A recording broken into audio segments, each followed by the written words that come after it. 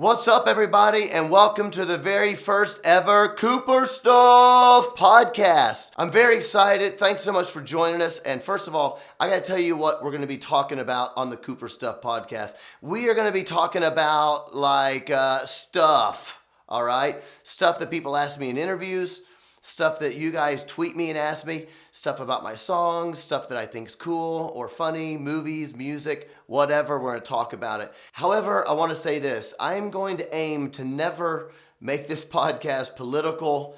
I don't want people fighting and screaming at each other. This is the final straw! There's plenty of stuff out there for people to fight about, and I want Cooper Stuff to be something that you can just enjoy, maybe make your day better, and get you thinking. So let's get to it. For our very first one, being that it is Valentine's week, I thought it appropriate because the thing I get asked the very most on the road is, how have you stayed married for over 20 years being with your wife on the road? So the name of this one is going to be called, What is Love? Baby, don't hurt me no more. Anyway, before we dive into what it's about, we have to start with this. It's fresh!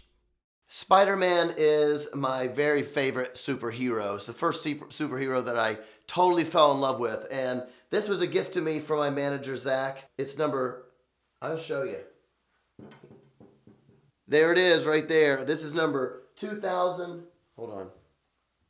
This is number 2403 of 4,000 made. I love Spider-Man. It's fresh! Okay, so we're diving in. What is love? It's Valentine's week. People ask me, every interview I do, I've been on the road with my wife, Corey. We've been married for 22 years, almost 23, if you can believe it, because I'm so young, and I look so young. It's amazing, isn't it? I know. People ask me all the time, how do you do that on the road? Because being married is hard work. Being on the road is hard work. I don't care who you're in a bus with. You can be in a bus with Gandhi, and you're going to want to kill each other at certain kind of points, okay? So I think the very first thing we have to talk about when we ask, how do you stay married? How do you stay in love? What is love? I think the first thing we have to look at is this. It is expectation.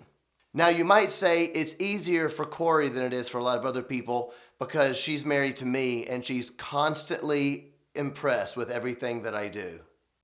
You dropped your book, babe. I got it. We're just gonna take that. There we go. All right. Hey, Cor, do these pants look all right? Yeah. Yeah? How about the back? How does the back look? Yeah. You didn't even look. How's this look? It looks good. Yeah? Yeah. What about if I go like this? They look all right? Yeah. A little faster, maybe? Like a little washing machine? Or a little bit of... Yeah. Got you a little water. Oh. Look at that. A little water there? You just put it down. Yeah? Yeah. Not really a... All right. See you later. All right. Okay, maybe I exaggerated a little bit. She's not always impressed. Here's the thing. When we fall in love with people, we do really, really dumb stuff to try to impress them. Sometimes we think that it's working, and usually it's not. I've actually found in my marriage that if I actually am impressing my wife, it's usually because I'm not trying. All right. Oh, what are you doing? Nothing. So when we're first talking about being married or falling in love, we got to talk about what you think it's going to be. A lot of people think it's going to be like this. It wasn't over. It still isn't over. Or maybe it's going to be every day just like this. And I love you. Some people think it's going to be like that Twilight movie with like a guy staring at you from across the room. It's not like that. It's creepy. Creepy. I call it stalking, but that's just me. Or maybe some people think you're going to be walking down the hall at school and you're going to see your boyfriend or your girlfriend looking at you, and what's really happening in his eyes is, you're amazing just the way you are. And you hear some people say, when I got married, it was like, I get to wake up every single day to the most amazing person in the whole world, my bestest friend, hashtag besties. Or maybe you think, every day when I wake up, I'm going to look over at him and he's going to say, you're even more beautiful than I thought. And then she's going to say, I know, and I'm not even wearing makeup. Listen, after 40 years old, I think everybody should wear makeup. I'm not even joking, because around 39 or 40 years old is the time when you see a photograph of yourself and you go, oh my gosh, I'm actually dying.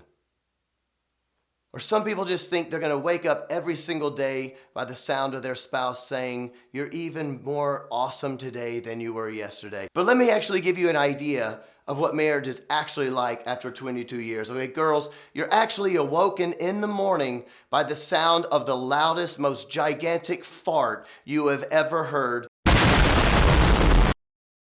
So here on Cooper Stuff, I'm not gonna lie to you. I'm gonna tell you what I really think. So here's the truth.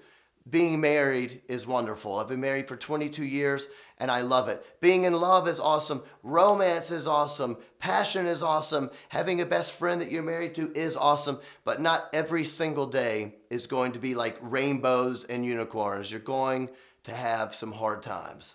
And when I say you're going to have hard times, this is what I'm getting at. If you are looking for someone in this world to fill up all of the emptiness you have in your soul and your heart, then you are going to be disappointed, because a person can't do that. That is what philosophers call the human condition. And another person can't actually make you feel better all of the time. You have to find in your life that for yourself. True love is not going to be about giving me, make me feel good about myself, make me feel secure. I'm not happy. I need you all the time. That's not what true love is about. And for a lot of people, this great emptiness in their life can create a sadness. And then when you have this sadness and this emptiness in your life, you are looking for someone to blame that on. And the most natural person to blame it on is your significant other, because maybe they're not pretty enough, or they're not rich enough, or they're not doing the dishes enough, or whatever it is that you're looking for, you're blaming them for those problems. I want to share with you something from my life that was the most powerful, I think, purest version of love that I have ever experienced. And that is when I had my kids. When you first have kids, these tiny little babies, the love that you have for these kids is so powerful, you can't even really explain it. It's something that just naturally happens. It's inherent. The way you serve them, the way you look out for them, the way you feel protective over them, it's an insane love that you can't even really describe. But the interesting thing is that it's not reciprocal. In other words, like if me and my wife love each other, I treat her good, she treats me good, I do something nice for her, she does something nice for me, we communicate. That's a reciprocal relationship. You have these babies and it's not reciprocal. They don't love you back. They might smile at you, but it's usually just because they have gas. They don't know what's happening. So you're actually not getting anything from this relationship, but you are looking after them. You are serving them. You are protecting them. It is not reciprocal unless you call like dumping like 10 times a day and barfing everywhere. Every cool rock star shirt I have, it has like white puke stains, spit up stains, and you smell like sour milk. Unless you call that reciprocal, there's not really anything you're getting from it, but you have this insane love for them. And what I have found is the more that I do for those babies, the more I change their diapers, the more I bathe them, the more I look out for them, the more I sing them a song when they have to take a nap, the more bedtime stories I read, the more I am doing for them, the more I actually feel like I am loving these kids. I am growing with them even if they are not reciprocating that love back to me.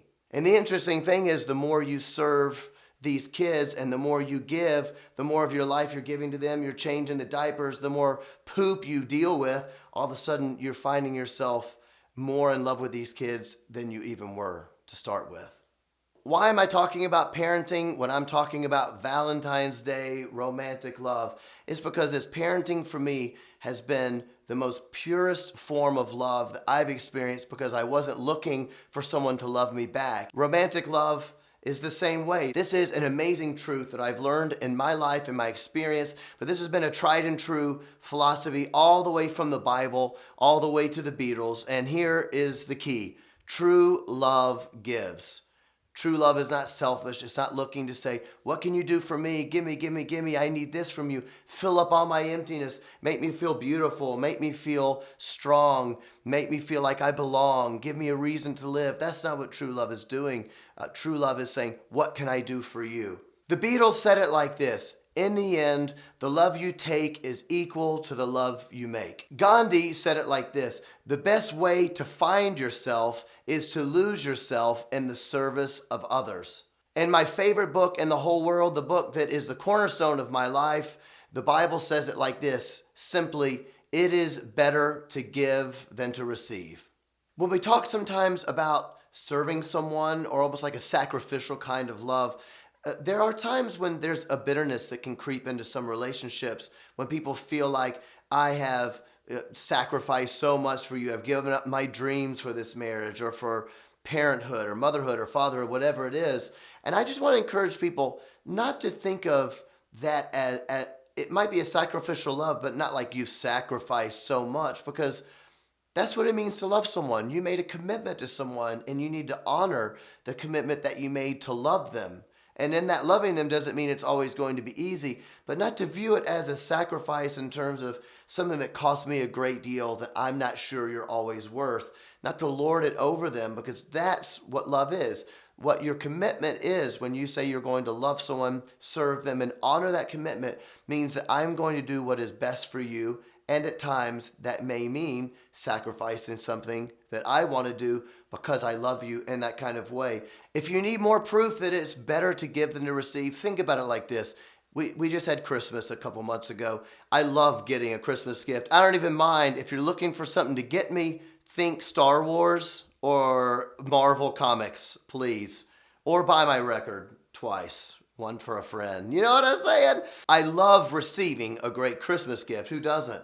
But all you have to look at in your life is this. As you get older, you may have already found in your life, giving someone a great Christmas gift is really awesome because you're excited about it. I'm one of those people that get so excited that I'm dying to tell my wife what I got her for Christmas like a month earlier. I'm like, do you want me to tell you? She's like, no. And I just can't take it because I want her to know how much I love her. I want her to know how much thought I put into this. I've been working on it. Maybe I even built her something. And I'm so excited about the surprise because I know it's going to mean something to her.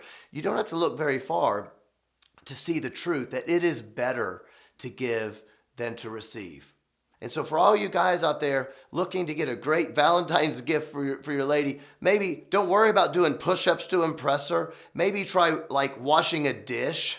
And what I discovered in my relationship with Corey was the more I was looking to see what I could do for her without getting something back, this amazing thing happened, the more I felt necessary to her.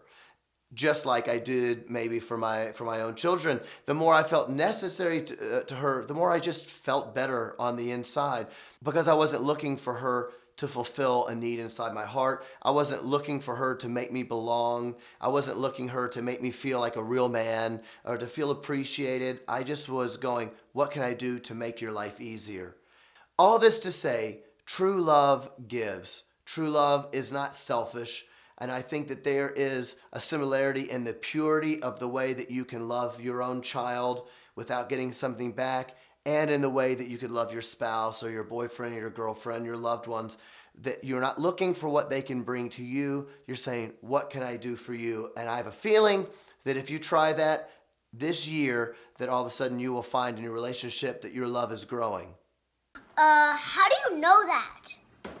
For today's How Do You Know That? I am going to read the absolute awesomest thing that has ever been written about love in the history of the world. It is from my very favorite book. This is the Bible. 1 Corinthians chapter 13, verse 4. Love is patient and kind. Love is not jealous or boastful or proud or rude. It does not demand its own way. It is not irritable, and it keeps no record of being wronged. It does not rejoice about injustice, but rejoices whenever the truth wins out. Love never gives up, never loses faith, is always hopeful, and endures through every circumstance. That's pretty awesome. Ha! Hallelujah! Woo! Thanks so much for watching the Cooper Stuff podcast. Hope you had a good time. Feel free to leave comments below, talk amongst yourselves, maybe make some new friends. Follow us, tell your friends about Cooper stuff, and keep rocking. Cooper stuff! Am I real? What about a little bit of that right there?